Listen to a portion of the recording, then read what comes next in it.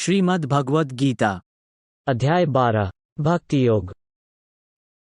अर्जुन ने प्रश्न किया, जो लोग सदैव आपकी भक्ति में तत्पर रहते हैं और जो लोग निर्गुण ब्रह्म की पूजा करते हैं, इन दोनों में से किसे अधिक पूर्ण माना जाता है?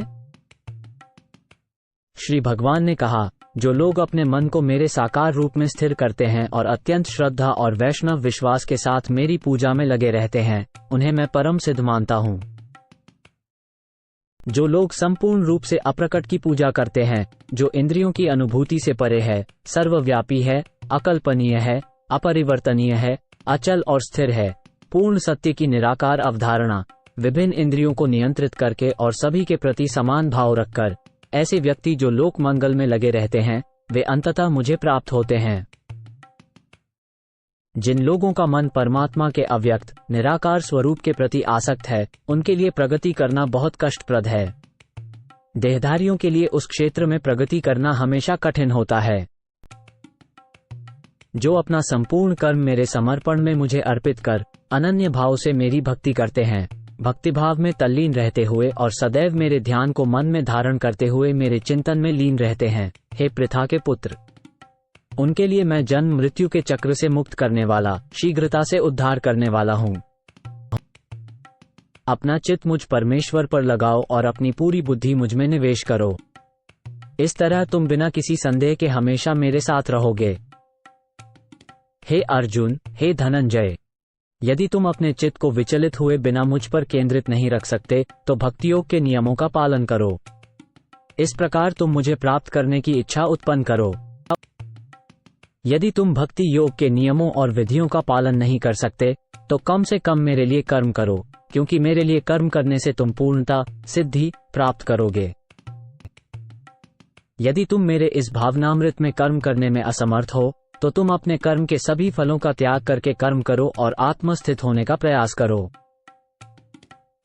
यदि तुम इस अभ्यास को नहीं कर सकते, तो ज्ञान प्राप्त करने में लग जाओ।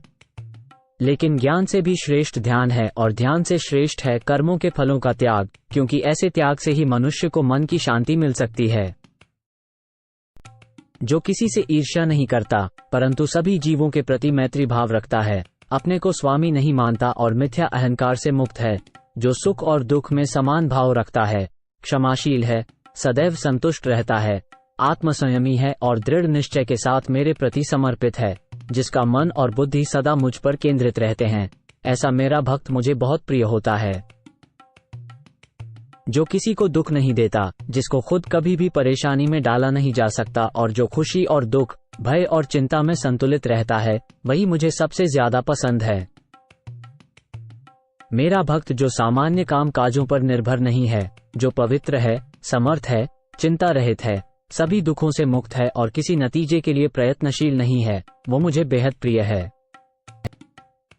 जो कभी खुश नहीं होता, न दुखी होता है, न पछताता है, न इच्छा करता है और जो शुभ और अशुभ दोनों चीजों का त्याग कर देता है, ऐसा भक्त मुझे अति प्रिय है।